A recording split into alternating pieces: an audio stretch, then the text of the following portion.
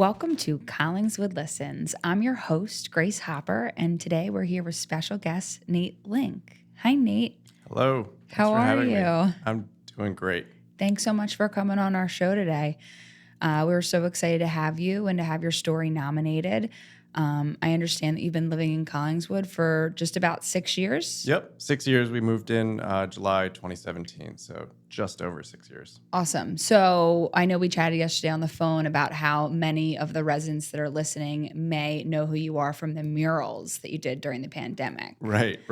That is such a funny story because we have honestly never been artists, but we moved into this town and it's so artistic and we've met so many artists that in addition to the pandemic happening, Right. we found ourselves bored and we were like, let's go outside. I guess it's safe to be outside around other people. And we just said with our kids, let's just start drawing on this wall. And it just became a sort of weekly thing where on weekends we were just out there drawing fun, kind of positive messages on the wall. And then because it's such an artistic town and we have a lot of friends who are artists, they would stop by and actually make them beautiful. Okay. And then so they would sort of put us to work and help us make these big, beautiful murals. And then it was like kind of special. We were like, wait a minute, people really like this. And so many people started walking by and taking pictures and asking us, when are you going to do something again? And so it really just developed organically, really, because of the pandemic and because we sort of fell into this artistic community, right? Because when we moved in, Revolution Coffee was right next to us, and a lot of the people who work there are artists. And so, one in particular, Liz Houghton, she was incredibly helpful with helping us understand murals and drawing basically outlines for us to color in. Wow. And it became really fun. And then someone was like, you should start an Instagram account for it. And so we did that. And if you asked us 10 years ago if we were going to do something like that, we would have said, no, of course not. Like, we are not trained artists. But Collingswood is the kind of place where those kinds of impromptu gatherings and art just kind of happen. Yeah, such a special place. So when I see the high level murals that I've seen photographs of, that's not totally just you and your wife. Like, there's some high level artists behind that as well. It's really a collaboration. We've been very open about who wants to come help us out. Okay. Like, if you see us out there on a Saturday, we have the music on, the kids out. We usually buy pizza, and anyone is welcome to come and just help us out. Cool. And so it happens to be that some of them are high level artists. That's so neat. And so even when we put up one a few days ago, there were some people who were brand new, who've never contributed in the past, but they walked by and were like, hey, Yvonne, come help us out with this one. Super neat. So what's your Instagram handle if people want to follow along? It's at Fern Times Collingswood. Okay. Because we're on Fern Ave. Cool. And it's a pun, right? Fun Times Collingswood, because I'm a dad and that's my humor these days. I love it. Awesome. What does your wife do? She's an attorney. And she was at a law firm in Haddonfield for about 10 years doing employment litigation. And during the course of that experience, she actually landed Subaru as a client at one point. Wow. And yeah, really cool because we were Subaru fans our whole lives, right? At the time, I had a Forester and she had an Outback. And so she was doing some, small projects for them on a contractual basis. And then they had a job opening, and it was for an employment attorney, an in-house employment attorney. And she applied, and we didn't hear back for several weeks. And we're like, oh man, that was your dream job. And then we did hear back, and then she had another interview and a third interview, and then she got hired. And Awesome. it's been really amazing. So she was their in-house labor and employment attorney dealing with employee kinds of issues. And during the course of doing that, she worked a lot with human resources, because they overlap a lot. And so she actually made the transition out of the legal department and into human resources, where she's now the director of human resources operations. Wow. And she really likes that role because it overlaps with so many other departments, and she really gets to see the sort of big picture feel of the company. Which is a really kind of fantastic company. Right. They seem to be doing so much work in philanthropy, both in the local area, but also nationally, right? So like they're the biggest supporters of the national parks out of all the companies in the U.S. Wow, I didn't know that. Right, and we are national parks lovers. We're outdoorsy people, so um, it sounds corny, but like their theme just kind of fits with the way we live our life too. And so It's awesome. it's been really great. And we have two daughters, Zoe and Elena. Zoe's 3, Elena's 7, and we're raising them the same way, right? Like on any given Saturday, you say, "Hey Zoe, what do you want to do today?" And she says, "Go for a hike in the woods." Aw, Yeah, and it's great. And we do all kinds of we mushroom forage now. cute. Where's your favorite spot to go and take the girl, like Wissahickon? Yeah, we love the Wissahickon. If we just only have 20 minutes, we run down to Newton Creek. And so now you've been a professor at Rutgers Camden for how many years? Just finished my 6th year, which means I just got tenured and I'm going into my 7th year right now Okay. in September. Okay. So I loved your story because I know it's one of, kind of redemption and, there's been an evolution in your life like many others of us that, walk planet Earth and have seen many changes. And the reason that it's brought you into this work is because of a little bit about your background. Mm-hmm. I know in the editorial you had kind of referred to yourself as a little bit of a delinquent. Mm-hmm. And I'd love for you to share with our listeners about kind of what you mean when you call yourself a delinquent. Yeah. Well, I mean, I was a delinquent by definition, and I'm not embarrassed by it. I'm an open book, and my life has really come full circle.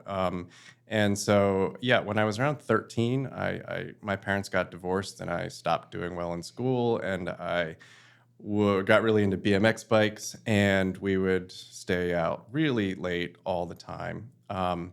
And then when my parents separated and lived in different homes, they were no longer talking to each other, and I figured that out quickly. So I would just tell one that I was at the other's house, and then there would be weeks where I wouldn't go home.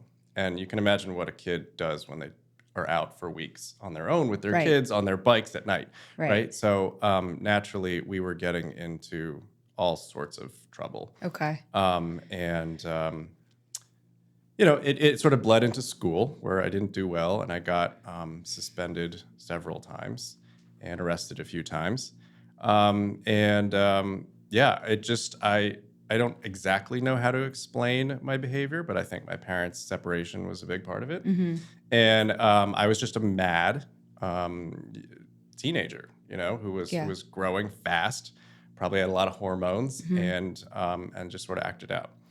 And so that sort of changed. I sort of grew out of that when I began to enter college, and just my kind of environment changed. I was Sure. no longer like in those homes, and I was no longer with those other friends, and I was able to meet more sort of pro-social people, including my future wife. Okay. And where'd you go to school? TCNJ, the College of New Jersey. Okay. Yeah.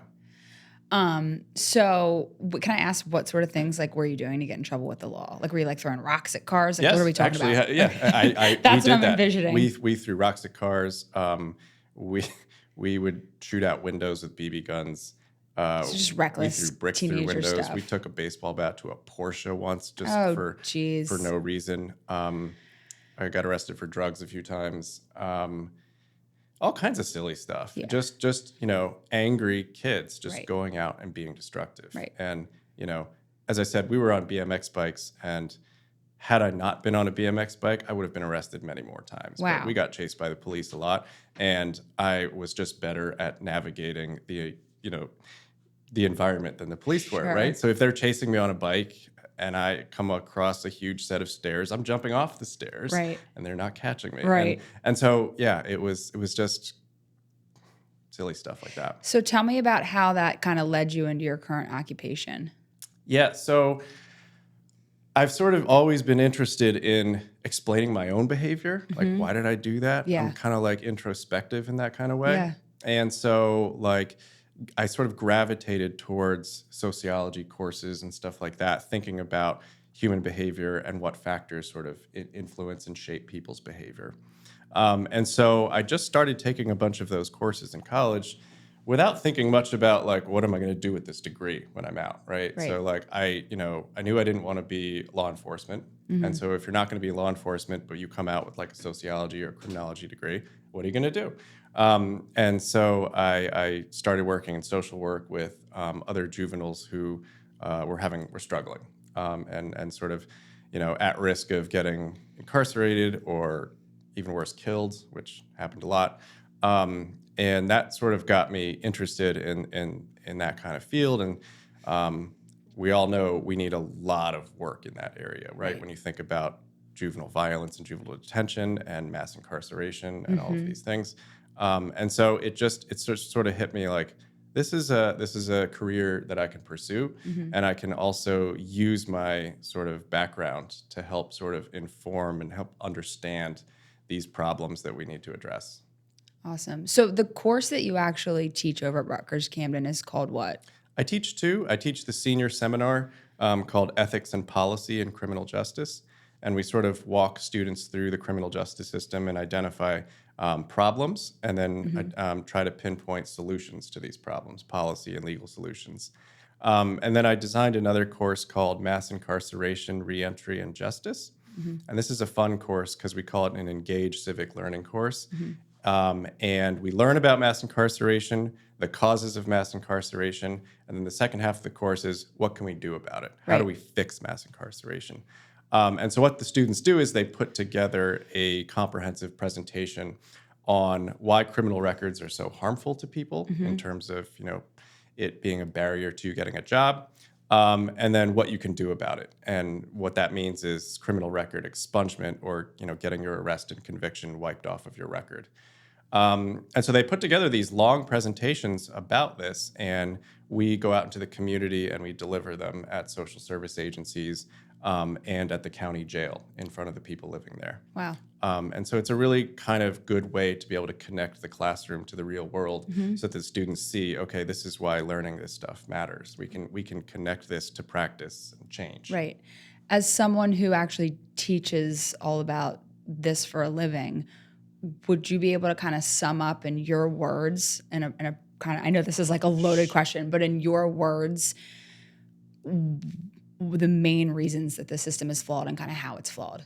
Like, what is like the biggest problem right now that we're facing with the system? Obviously, we're putting addicts in jail at what I think 50% of people right now incarcerated are nonviolent. Is that true? That's true in the federal system. Okay. The federal system is 50% for drug-related offenses. Michelle Alexander made that very clear in her book, The New Jim Crow. But if you look at incarceration at the state level, it's actually less than 20% that's for drugs. Okay. And the hard reality that we have to face is that mass incarceration is at the state level, not the federal level. The state prisons are full of people. 90% of people who are incarcerated are in state prisons, not federal prisons. And when you look at that state prison population, most of them are there for violence. And so that is a question that we have to address. Interesting. Liberals like me try to sort of ignore that. But it's a reality. We have to address the fact that people are getting arrested and incarcerated for violence if we want to address mass incarceration. Obviously, I think drug law reform is a critical thing. We shouldn't be incarcerating people for using drugs. But even if we let out all the people who are incarcerated in America right now for drugs, we'd still have mass incarceration. Got it. So this is a systemic issue starting from birth and the home. Yes. It is about communities that haven't been invested in, that have been sort of forgotten, broken families, children growing up without supports and supervision, and parents, frankly, in a lot of cases. So it's such a big and complicated problem. I think it's fixable, but it's not going to happen overnight. It's going to take a long time and a lot of work. Yeah. So talk to me a little bit about I know you said that, you're solutions focused, and I know that you have recently received a grant to pilot something new here in just the state of New Jersey. In New Jersey and in Philadelphia. Okay. Yeah. So I wrote my dissertation on the fact that when someone becomes arrested, goes to court, say they go to jail or prison, say they come out on probation or parole, there are expenses that are associated with each part of that process, right? So if you go to court, they give you court fees, they Mm-hmm. give you police transportation fees. In Pennsylvania, there's a judgment fee. If a judge is going to make a decision on your case, you have to pay for that. And these add up to lots and lots and lots of money. Many jails in Pennsylvania charge you $150 a day to be there. Wow. If you are incarcerated in New Jersey and you want to make phone calls or video calls, sure, you can do that, but it's going to cost you something like $8 a minute. So people can't afford this, and when they come out, they're strapped with debt, and they Right. have $20,000, They're $30,000. set up to fail. Yeah, and like if you don't pay off these debts in many places, guess what? Probation or parole knocks on your door, and you can get a violation for that in many places. And so that's a problem. We're setting people up to fail. It's not good for them, and it's not good for society if they fail, right? The taxpayer has to pay that money to Sure. reincarcerate the person. And if the person is failing and not finding employment and not succeeding, then we all live in a less stable, less safe society. So it's really an issue that I dug deep into in graduate school and in the first few years at Rutgers Camden. But now we've said, okay, well, we know this is a problem. How do we fix it, right? We're very solution oriented. And so what I did with my colleague at Drexel University, Jordan Hyatt, we applied for quite a large grant and received it. Oh, congratulations. Thank you so much. Yeah. It's from Arnold Ventures, formerly known as the Laura and John Arnold Foundation. And it's for about $1.5 million. And what we're going to Wow. do with that over the course of 5 years is we are going to pay off people's fees and their fines and their restitution.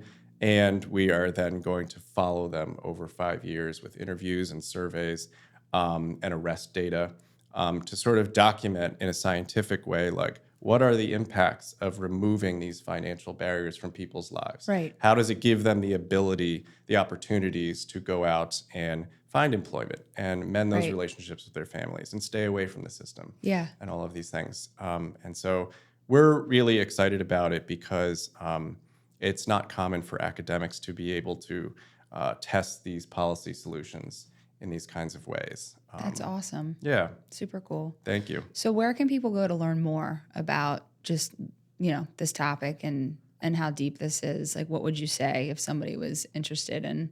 Yeah. If I'm being selfish for a second, my website is nlink at .rutgers.edu. Okay. And you can find links to things that I've written about that.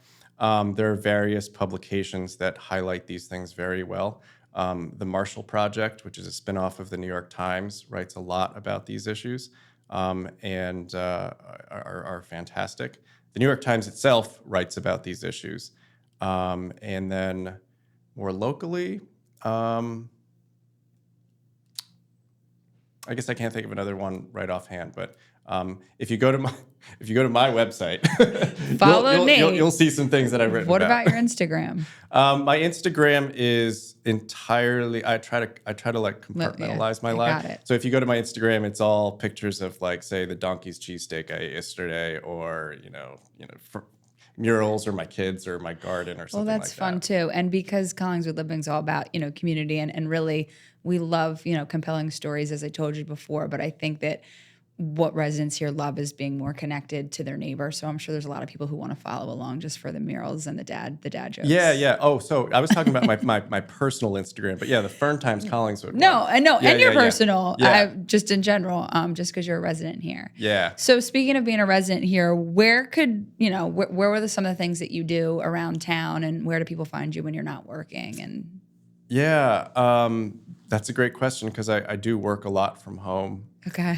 Especially in the summertime. So, we get into the food scene around here. Nice. So I think most of the time you can find us eating at these restaurants. We go to Haddon Culinary all the time. Revolution Coffee, as I said. We know a lot of people who work at these places. And that's just one of the things that's so special about this town is all these small local businesses, mom and pop shops that make extraordinary food. Yes. And so we try as often as we can to patronize these businesses and support them and stuff. And so that's probably one of the main things we're doing. Other than that, we we're really outdoorsy people. We like to hike and camp and kayak and do all that stuff. So we take our kayaks out on the Cooper River or on Newton Creek or something like that. So between eating all the time and being outside, exploring nature, that's probably 90% of our time. Nice. Cool. Yeah. All right. Well, thanks so much for coming on our show and sharing a little bit about your story. And for our listeners that are tuning in, if you are interested in Nate or his story, read our next issue of Collingswood Living. It is the September issue, Hmm. and that's how you can learn more and follow him on Instagram. Thanks for having me. This Of was a treat. course. Of course. Thank you.